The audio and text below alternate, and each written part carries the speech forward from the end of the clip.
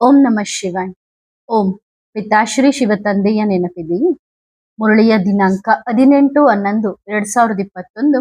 ಪ್ರಜಾಪಿತ ಬ್ರಹ್ಮ ಬಾಬಾರವರ ವಾಣಿ. ಮಧುರ ಮಕ್ಕಳೇ, ಈಗ ಈ ಇಡೀ ವಿಶ್ವವು, ಅದು ದೇಶವಾಗಿರಲಿ ಅಥವಾ ಪ್ರದೇಶವಾಗಿರಲಿ, ಓಂಕಾರದ ಅನಹದ್ ನಾದದಿಂದ ಮೊಳಗಲು ಪ್ರಾರಂಭವಾಗುತ್ತದೆ.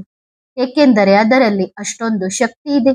ಎಷ್ಟೊಂದು ಶಕ್ತಿ ಇದೆ ಎಂದರೆ ಸೃಷ್ಟಿಯ ಯಾವುದೇ ಆತ್ಮವು ಅದನ್ನು ಜಯಿಸಲು ಸಾಧ್ಯವಿಲ್ಲ. ಮತ್ತು ಓಂಕಾರದ ಧ್ವನಿಯಿಂದಲೇ ಇಂದು ಅತ್ತಿತ್ತ ಅಲೆಯುತ್ತಿರುವ ಅನೇಕ ಆತ್ಮಗಳಿಗೆ ಮುಕ್ತಿ ಸಿಗುವುದು. ಒಳ್ಳೆಯದು. ಈಗ ಎಲ್ಲ ಮಕ್ಕಳು 5 ನಿಮಿಷಗಳ ಕಾಲ ಓಂಕಾರವನ್ನು ಮಾಡಿ. ಎಲ್ಲ ಮಕ್ಕಳು ಮೌನವಾಗಿ ಕುಳಿತುಕೊಳ್ಳಿ. ಕಣ್ಣುಗಳನ್ನು ಸಂಪೂರ್ಣವಾಗಿ ಮುಚ್ಚಿ ಮನಸ್ಸು ಶಾಂತವಾಗಿರಲಿ. ಎಲ್ಲರೂ ಶಾಂತಿಯಿಂದ ಕುಳಿತುಕೊಳ್ಳಿ. ಮತ್ತು ಇಂದು ನನ್ನ ಭಾಗ್ಯ, ನನ್ನ ಜೋಳಿಗೆಯು ಸಂತೋಷದಿಂದ ತುಂಬುತ್ತಿದೆ. ಇಂದು ನನ್ನ ಬಾಬಾ ನನಗೆ ವರದಾನ ನೀಡಲು ಬಂದಿದ್ದಾರೆ ಎಂದು ಯೋಚಿಸಿ. ಇಂದು ಬಾಬಾ ನೀವೆಲ್ಲ ಮಕ್ಕಳಿಗೆ ಓಂಕಾರ ಮಾಡುವುದರಿಂದ ಎಷ್ಟು ಶಕ್ತಿ ಸಿಗುತ್ತದೆ ಎನ್ನುವುದನ್ನು ತಿಳಿಸಲು ಬಂದಿದ್ದಾರೆ. ಮುಂಬರುವ ಸಮಯದಲ್ಲಿ ಸುತ್ತಲೂ ಇಂತಹ ದೃಶ್ಯಗಳು ನೋಡಲು ಸಿಗುತ್ತವೆ. ಏಕೆಂದರೆ ಎಲ್ಲ ಆತ್ಮಗಳು ದುಃಖಿತವಾಗಿವೆ, ಅಶಾಂತವಾಗಿವೆ. ಅವರಿಗೆ ಏನಾದರೂ ಆಸರೆ ಬೇಕು ಮತ್ತು ಆ ದೊಡ್ಡ ಆಸರೆಯನ್ನು ನೀವು ಮಕ್ಕಳಾಗಿ ನೀಡಬಹುದು. ಈಗ ಈ ಇಡೀ ವಿಶ್ವವು, ಅದು ದೇಶವಾಗಿರಲಿ ಅಥವಾ ಪ್ರದೇಶವಾಗಿರಲಿ, ಓಂಕಾರದ ಬೇಹದ್ ನಾದದಿಂದ ಮೊಳಗಲು ಪ್ರಾರಂಭವಾಗುತ್ತದೆ. ಏಕೆಂದರೆ ಅದರಲ್ಲಿ ಅಷ್ಟೊಂದು ಶಕ್ತಿ ಇದೆ. ಎಷ್ಟೊಂದು ಶಕ್ತಿ ಇದೆ ಎಂದರೆ ಸೃಷ್ಟಿಯ ಯಾವುದೇ ಆತ್ಮವು ಅದನ್ನು ಜಯಿಸಲು ಸಾಧ್ಯವಿಲ್ಲ. ಮತ್ತು ಓಂಕಾರದ ಧ್ವನಿಯಿಂದಲೇ ಇಂದು ಅತ್ತಿತ್ತ ಅಲೆಯುತ್ತಿರುವ ಅನೇಕ ಆತ್ಮಗಳಿಗೆ ಮುಕ್ತಿ ಸಿಗುವುದು. ಹಾಗಾದರೆ ಈ ಸೇವೆಯು ಒಳ್ಳೆಯದಿದೆ ಅಲ್ಲವೇ? ನೀವು ಓಂಕಾರ ಮಾಡಿದರೆ ಬಾಬಾ ನಿಮ್ಮನ್ನು ಸುರಕ್ಷಿತವಾಗಿರಿಸುತ್ತಾರೆ. ಮತ್ತು ನೀವು ಓಂಕಾರ ಮಾಡುವುದರಿಂದ ಅನೇಕ ಆತ್ಮಗಳ ಕಲ್ಯಾಣವಾಗುತ್ತದೆ. ಮಾಡಿ ನೋಡಿ, ಮನಸ್ಸಿನಲ್ಲಿ ಎಷ್ಟು ಶಕ್ತಿ ಬರುತ್ತದೆ, ಶಕ್ತಿ ಸಿಗುತ್ತದೆ. ನೀವು ಜಗತ್ತಿನಲ್ಲಿ ಯಾವುದೇ ಮಹಾಮಂತ್ರವನ್ನು ಉಚ್ಚರಿಸಿದರೂ ಪ್ರತಿ ಮಂತ್ರವು ಓಂಕಾರ ಇಲ್ಲದೆ ಅಪೂರ್ಣವಾಗಿದೆ. ಆತ್ಮವಿಲ್ಲದ ಈ ಶರೀರದಂತೆ ಓಂಕಾರ ಇಲ್ಲದ ಪ್ರತಿ ಮಂತ್ರವು ಅಪೂರ್ಣವಾಗಿದೆ. ಅದು ಎಂತಹದ್ದೇ ಆಗಿರಲಿ, ರಿದ್ಧಿ ಸಿದ್ಧಿಯನ್ನು ಪ್ರಾಪ್ತಿ ಮಾಡಿಸುವಂತಹದ್ದಾಗಿರಲಿ ಅಥವಾ ಒಳ್ಳೆಯ ಶಕ್ತಿಗಳನ್ನು ಪ್ರಾಪ್ತಿ ಮಾಡಿಸುವಂತದ್ದಾಗಿರಲಿ, ಅದರಲ್ಲಿ ಯಾವುದೇ ಜೀವ ಇರುವುದಿಲ್ಲ. ಅಂದ್ರೆ ಓಂಕಾರ, ಓಂ ಇಲ್ಲ ಅಂದ್ರೆ ಅದರಲ್ಲಿ ಜೀವ ಇಲ್ಲ. ಅರ್ಥವಾಯಿತೇ? ಈಗ ಎಲ್ಲ ಮಕ್ಕಳು ಎಲ್ಲಿಂದಲೇ ಬಂದಿರಲಿ, ಯಾರಿಗೆ ಅರ್ಥವಾಗುತ್ತಿದೆಯೋ ಅವರಿಗೂ ಮತ್ತು ಯಾರಿಗೆ ಅರ್ಥವಾಗುತ್ತಿಲ್ಲವೋ ಅವರಿಗೂ ತಿಳಿಸಿಕೊಡಿ. ಓಂಕಾರ ಮಾಡುವುದರಿಂದ ನಿಮ್ಮ ಮನೆಯ ವಾತಾವರಣವು ಎಷ್ಟು ಶುದ್ಧವಾಗುತ್ತದೆ ಎಂದರೆ ಯಾವುದೇ ಅಲೆಯುವ ಆತ್ಮವು ನಿಮ್ಮ ಮನೆಯಲ್ಲಿಯೂ ಇರುವುದಿಲ್ಲ, ಶರೀರ ರೂಪಿ ಮನೆಯಲ್ಲಿಯೂ ಇರುವುದಿಲ್ಲ. ಎಲ್ಲರಿಗೂ ಮುಕ್ತಿ ಸಿಗುತ್ತದೆ. ಸರಿ ತಾನೆ? ಅರ್ಥವಾಯಿತೇ? ಎಲ್ಲರೂ ಹೇಳುತ್ತಾರೆ, ಬಾಬಾ ನೀವು ಈ ಓಂಕಾರವನ್ನು ಮಾಡಿಸುವುದನ್ನು ಏನು ಶುರು ಮಾಡಿದ್ದೀರಿ ಎಂದು. ನಿಮಗೆ ಈ ಓಂಕಾರದ ಶಕ್ತಿಯನ್ನು ನೋಡಬೇಕೆ? ಮುಂದೆ ಹೋಗಿ. 1000 ಅಥವಾ 1,00,000 ಮಕ್ಕಳು ಕುಳಿತು ಓಂಕಾರವನ್ನು ಉಚ್ಚರಿಸಿದಾಗ, ಓಂಕಾರ ಮಾಡುವುದರಿಂದ ಆ ಓಂಕಾರದಿಂದ ಬರುವಂತಹ ನಾದದಲ್ಲಿ ಎಷ್ಟು ಶಕ್ತಿ ಇದೆ ಎಂಬ ದೃಶ್ಯವನ್ನು ನೀವು ನೋಡುತ್ತೀರಿ. ಬಾಬಾ ಸ್ಥಾಪನೆ ಮಾಡಿದಾಗ ಯಜ್ಞದ ಅಡಿಪಾಯವನ್ನು ಓಂಕಾರದಿಂದಲೇ ಹಾಕಿದರು. ಮೊದಲು ಯಾರಿಗಾದರೂ ಬಾಬಾರವರ ನೆನಪಿನ ಜ್ಞಾನ ಸ್ವಲ್ಪವಾದರೂ ಇತ್ತೇ? ಯಾರಿಗೂ ಹೆಚ್ಚು ಜ್ಞಾನವಿರಲಿಲ್ಲ. ಆದರೆ ಒಂದು ವಿಷಯವಿತ್ತು, ಅದುವೇ ಓಂ. ಎಲ್ಲರೂ ಕುಳಿತು ಓಂಕಾರ ಉಚ್ಚರಿಸುತ್ತಿದ್ದರು. ಆದಿಯ ಆರಂಭವೇ ಓಂ. ಈ ಸೃಷ್ಟಿ ಶುರುವಾದಾಗಿನಿಂದ ಅದಕ್ಕಿಂತ ಮೊದಲಿನ ಆರಂಭವೇ ಓಂ ಆಗಿದೆ. ಮತ್ತು ನಾವು ಅದನ್ನು ಮರೆತು ಬಿಟ್ಟೆವು. ಈಗ ಅಂತಿಮ ಸಮಯವಾಗಿದೆ, ಅಂತಿಮ ಗಳಿಗೆಗಳಾಗಿವೆ. ಆದ್ದರಿಂದ ಅದನ್ನು ಇನ್ನೆಂದೂ ಮರೆಯಬಾರದು. ಏಕೆಂದರೆ ಓಂಕಾರ ಮಾಡುತ್ತಲೇ ಎಲ್ಲ ಆತ್ಮಗಳು ಪರಮಧಾಮದ ಯಾತ್ರೆಗೆ ಸಾಗುತ್ತವೆ ಮತ್ತು ಭೋಲಾನಾಥನ ಮೆರವಣಿಗೆಯಲ್ಲಿ ಸಾಗುತ್ತವೆ. ಹಾಗಾದರೆ ಎಲ್ಲರೂ ತಯಾರಿದ್ದೀರಾ? ಬಾಬಾ ಹೇಳಿದರು, ತಯಾರಿದ್ದೀರೋ ಇಲ್ಲವೋ? ಎಲ್ಲರೂ ಹೋಗಲೇಬೇಕು. ಇಂದು ಬಾಬಾ ಬಂದರು ಮತ್ತು ನಿಮ್ಮ ದೀಪಗಳೆಲ್ಲವೂ ಆರಿ ಹೋದವು. ಅಂದ್ರೆ ಕರೆಂಟ್ ಹೋಯ್ತು. ಬಾಬಾ ಬರುತ್ತಿದ್ದಂತೆಯೇ ನಿಮ್ಮ ಈ ಎಲ್ಲಾ ದೀಪಗಳು ಹಾರಿ ಹೋದವು. ಏಕೆಂದರೆ ಬಾಬಾ ನಿಮಗೆ ತೋರಿಸಲು ಬಂದಿದ್ದಾರೆ. ಈ ದೀಪಗಳೇನಿವೆಯೋ ಈ ದೀಪಗಳು ಅಂದ್ರೆ ಕರೆಂಟ್ ಇನ್ನು ಸ್ವಲ್ಪ ಸಮಯದಲ್ಲೇ ಹೋಗಲಿವೆ. ನೀವು ನೋಡುವ ಈ ಟೆಲಿಫೋನ್ ಯಾವುದರ ಆಸರೆಯಿಂದ ಜೀವನ ಸಾಗುತ್ತಿದೆಯೋ ಅದು ಕೂಡ ಹೋಗಲಿದೆ. ಎಲ್ಲವೂ ಹೋಗಲಿದೆ. ಇತ್ತೀಚೆಗೆ ಹೇಳುತ್ತಾರೆ ಊಟವಿಲ್ಲದಿದ್ದರೂ ನಡೆಯುತ್ತದೆ, ಆದರೆ ಟೆಲಿಫೋನ್ ಇಲ್ಲದೆ ನಡೆಯುವುದಿಲ್ಲ ಎಂದು.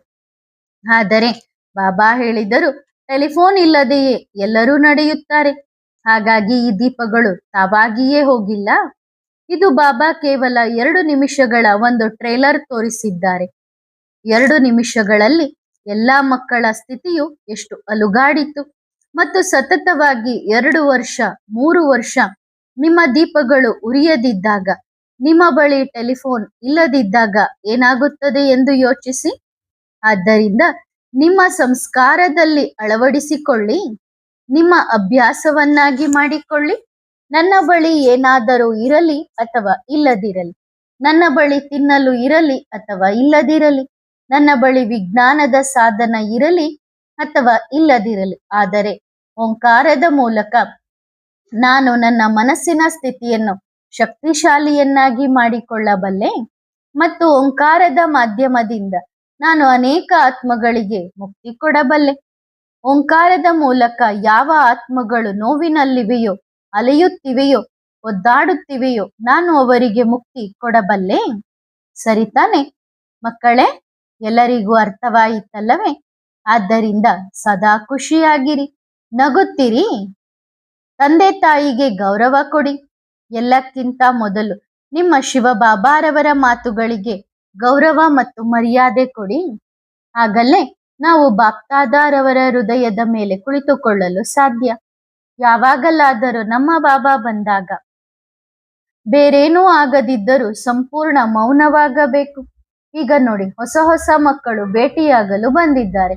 ಆದರೆ ಈ ಹೊಸ ಹೊಸ ಮಕ್ಕಳ ಭಾಗ್ಯವು ಎಷ್ಟು ಚೆನ್ನಾಗಿದೆ ಎಂದು ಯೋಚಿಸಿ. ನೀವು ಮಕ್ಕಳು ಶ್ರಮ ಪಟ್ಟಿದ್ದೀರಲ್ಲವೇ? 1 ವರ್ಷ ಧಾರಣೆ ಮಾಡುತ್ತೀರಿ, ನಂತರ ಬಾಬಾರವರನ್ನು ಭೇಟಿಯಾಗುತ್ತೀರಿ. ಅಂದರೆ ನೀವು ಮಕ್ಕಳು ಯಾರು ಎಷ್ಟು ಉನ್ನತ ಸ್ಥಿತಿ ಇರುತ್ತದೆ ಎಂದು ಯೋಚಿಸಿ ನೋಡಿ. ಮತ್ತು ಹಿಂದಿರುವ ಮಕ್ಕಳು ಎಷ್ಟೊಂದು ಭಾಗ್ಯಶಾಲಿಗಳಾಗಿದ್ದಾರೆ ಗೊತ್ತಿದೆಯೇ? ಯಾರನ್ನು ಜಗತ್ತು ಹುಡುಕುತ್ತಿದೆಯೋ, ಯಾರನ್ನು ನೀವು ವರ್ಷಾನುಗಟ್ಟಲೆ ದೇವಸ್ಥಾನಕ್ಕೆ ಹೋಗಿ ಪೂಜೆ ಮಾಡುತ್ತೀರೋ, ಅವರು ಇಂದು ನೀವು ಮಕ್ಕಳ ಸಮ್ಮುಖದಲ್ಲಿ ಬಂದಿದ್ದರು ಜೋಳಿಗೆಯನ್ನು ತುಂಬಿಸಿ ಹೋಗಿದ್ದಾರೆ. ಹಾಗಾದರೆ ಇದು ಎಷ್ಟೊಂದು ದೊಡ್ಡ ಭಾಗ್ಯವಾಗಿರುತ್ತದೆ. ಈ ಕ್ಷಣ, ಈ ಗಳಿಗೆಗಳು ಬುದ್ಧಿಯಿಂದ ಎಂದಿಗೂ ಮರೆಯಾಗಬಾರದು. ಬಹಳ ಒಳ್ಳೆಯ ಸೇವೆ ಮಾಡಿದ್ದೀರಿ. ವಾ ವಾ ವಾ. ಬನ್ನಿ ಎಲ್ಲರೂ ಈ ಮಗುವಿಗಾಗಿ ಚಪ್ಪಾಳೆ ತಟ್ಟಿ. ನೋಡಿದ್ದೀರಾ ಎಷ್ಟು ಚೆನ್ನಾಗಿ ಎಲ್ಲರನ್ನೂ ಒಗ್ಗೂಡಿಸಿ ಇಟ್ಟಿದ್ದಾರೆ. ಬಾಬಾ ಏನು ಹೇಳಿದ್ದರು? ಒಬ್ಬಂಟಿಯಾಗಿ ಭೇಟಿಯಾಗುವುದು ಎಂದರೆ ಬಾಬಾ ನಿಮ್ಮನ್ನು ಒಬ್ಬಂಟಿಯಾಗಿ ಭೇಟಿಯಾಗುತ್ತಿರಲಿಲ್ಲ. ಆ ಸಮಯದಲ್ಲಿ ಇವರೆಲ್ಲರನ್ನೂ ಭೇಟಿಯಾಗುತ್ತಿದ್ದರು. ಅರ್ಥವಾಯಿತೆ? ಮುಂದಿನ ಬಾರಿ ಇದಕ್ಕಿಂತ ಡಬಲ್ ರೂಪದಲ್ಲಿ ಇರುತ್ತದೆ. ತಯಾರಿದ್ದೀರಾ? ವಾ ವಾ ವಾ, ಬಹಳ ಒಳ್ಳೆಯದು. ನೋಡಿ, ಒಬ್ಬ ಮಗಳು ಎಷ್ಟು ಜನ ಮಕ್ಕಳನ್ನು ತಯಾರು ಮಾಡಿದ್ದಾರೆ. ಏಕೆ ಮಾಡಿದರು? ರಿಟರ್ನ್ ಆಗಿ ತಂದೆ ಸ್ಪೆಷಲ್ ಆಗಿ ಸಿಕ್ಕರು. ಒಬ್ಬರೇ ಎಷ್ಟು ತಯಾರಿ ಮಾಡಿದ್ದಾರೆ ನೋಡಿ. ಇಂದು ತಂದೆ ನೋಡುತ್ತಿದ್ದಾರೆ. ತಂದೆ ಹೇಳಿದ್ದರು, ಮಗು ನೀವು ಬಹಳ ಸೇವೆ ಮಾಡುತ್ತೀರಿ, ಸರಿ ತಾನೆ? ನಿಮ್ಮ ಈ ಸೇವೆಯನ್ನು ಮುಂದುವರಿಸಿಕೊಂಡು ಹೋಗಿ ಮತ್ತು ಇನ್ನೂ ಮುಂದಕ್ಕೂ ಎಲ್ಲರನ್ನೂ ಒಗ್ಗೂಡಿಸಿ ಮತ್ತು ಓಂಕಾರವನ್ನು ಅವರಿಂದಲೂ ಮಾಡಿಸಬೇಕು, ಸರಿ ತಾನೆ? ಒಳ್ಳೆಯದು ಮಕ್ಕಳೇ, ಮತ್ತೆ ಸಿಗೋಣ. ಮಕ್ಕಳು ಹೇಳಿದ್ರು, ಬಾಬಾ ಬೇಗ ಬೇಗ ಬನ್ನಿರಿ. ಬಾಬಾ ಹೇಳ್ತಾ ಇದ್ದಾರೆ, ನೀವು ಎಷ್ಟು ಬೇಗ ತಯಾರು ಮಾಡುತ್ತೀರೋ ತಂದೆ ಅಷ್ಟು ಬೇಗ ಹಾಜರಾಗುತ್ತಾರೆ. ಒಳ್ಳೆಯದು, ಮತ್ತೆ ಸಿಗೋಣ. ಎಲ್ಲರೂ ಚೆನ್ನಾಗಿದ್ದೀರಾ? ಖುಷಿಯಾಗಿದ್ದೀರಾ? ನಂತರ ಬಾಬಾ ಎಲ್ಲರಿಂದಲೂ ಸೇವಾ ಸಮಾಚಾರವನ್ನು ತೆಗೆದುಕೊಂಡರು. ನಿಮ್ಮ ದೆಹಲಿಯಲ್ಲಿ ಏನು ನಡೆಯುತ್ತಿದೆ? ಏನು ಸೇವೆ ಮಾಡಿದ್ದೀರಿ? ಓಂಕಾರದ ಧ್ವನಿ ಪ್ರಾರಂಭ ಇದೆಯೇ? ಎಷ್ಟು ಮಕ್ಕಳು ಪ್ರಾರಂಭ ಮಾಡುತ್ತಿದ್ದಾರೆ? ಅಂದ್ರೆ ಎಷ್ಟು ಮಕ್ಕಳು ಓಂಕಾರ ಮಾಡುತ್ತಿದ್ದಾರೆ ಹೇಳಿ. ಅದನ್ನು ಲೂಸ್ ಆಗಿ ಬಿಡಬಾರದು. ಮುಂದಿನ ಬಾರಿ ದೆಹಲಿ ತುಂಬಿರಬೇಕು. ಬಾಬಾ ಬಂದಾಗ ತಂದೆಗೆ ಓಂಕಾರ ಮೊಳಗುತ್ತಿರುವುದು ಸಿಗಬೇಕು, ಸರಿ ತಾನೆ? ಒಳ್ಳೆಯದು. ನಿಮ್ಮಲ್ಲೇನು ನಡೆಯುತ್ತಿದೆ? ಏನು ಸೇವೆ ಮಾಡುತ್ತಿದ್ದೀರಿ? ಆನ್ಲೈನ್. ಬಹಳ ಸರಳವಾದ ಸೇವೆ. ತಂದೆಗೆ ಸಡಿಲತನ ಬೇಡ, ಅಂದ್ರೆ ಲೇಜಿತನ, ಆಲಸ್ಯತನದ ಸೇವೆ ಬೇಡ, ಸರಿ ತಾನೆ? ಹೋಗಿ. ಸೇವೆಗಳಲ್ಲಿ ತೀವ್ರತೆ ಇರಬೇಕು, ಸಮಯವಿಲ್ಲ. ಇದನ್ನು ಇಂದು ಬಾಬಾ ತೋರಿಸಿದ್ದಾರೆ. ನಾವು ನೋಡಿದೆವು, ನೀವು ಮಕ್ಕಳು ಮಾಡಿದಿರಿ. ಸಮಯವಿಲ್ಲ. ನಾವು ನೋಡಿದೆವು, ನೀವು ಮಕ್ಕಳು ನೋಡಿದಿರಿ. ಸಮಯವಿಲ್ಲ. ನಿಮ್ಮ ಸೇವೆಗಳನ್ನು ಬೇಗನೆ ಶುರು ಮಾಡಿ. 2-4 ಮಕ್ಕಳಿಗೆ ಓಂಕಾರವನ್ನು ಮಾಡಿಸಿದೆವು. ಅಭಿಮಾನ ಬಂತು? ಹಾಗಲ್ಲ. ಇಷ್ಟೂ ಮಕ್ಕಳ ಸೇವೆಗಳಾಗಬೇಕು. ಕರ್ಮ ಮಾಡುತ್ತಾ ಸಾಗಿ. ಅಭಿಮಾನದ ಲೇಷ ಮಾತ್ರವು ಮನಸ್ಸಿನಲ್ಲಿ ಬಂದರೆ ಮಾಡಿದ್ದೆಲ್ಲವೂ ಹಾಳಾಗಿ ಹೋಗುತ್ತದೆ. ಮತ್ತು ಏನೇನು ಸೇವೆಗಳನ್ನು ಮಾಡುತ್ತಿದ್ದೀರಿ, ಎಲ್ಲರೂ ತಮ್ಮ ತಮ್ಮ ಚಾರ್ಟ್ ಅನ್ನು ತಿಳಿಸಿರಿ. ನೋಡಿ, ಬಾಬಾರವರಿಗೆ ವಾಚಾ ಸೇವೆ ಬೇಕು. ಈ ಮಗು ಏನು ಮಾಡಿದರು? ಎಲ್ಲೆಲ್ಲಿಗೆ ಹೋಗಿದ್ದಾರೆ ನೋಡಿ. ಪ್ರತಿಯೊಬ್ಬರ ಮನೆಗೂ ಹೋಗಿದ್ದಾರೆ, ಸೇವೆ ಮಾಡಿದ್ದಾರಲ್ಲವೇ?